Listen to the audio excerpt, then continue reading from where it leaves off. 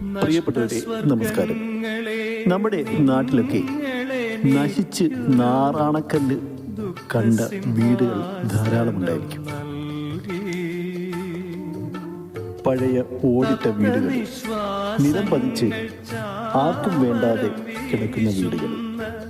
ഇതൊന്ന് വിൽക്കാനോ അന്ന് നന്നാക്കാനോ ഒന്ന് നോക്കിക്കഴിഞ്ഞാൽ 100 കണക്കിന് അവകാശികൾ ഓടിയെത്തും.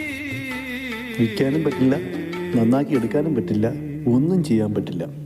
അവകാശം പറഞ്ഞ് 100 കണക്കിന് പേര്. അങ്ങനെയുള്ള ഒട്ടേറെ വീടുകൾ നിങ്ങൾ കണ്ടിട്ടുണ്ടാവും. കണ്ടിട്ടുള്ളത് ഒന്ന് കമൻറ്റ് ചെയ്യണേ.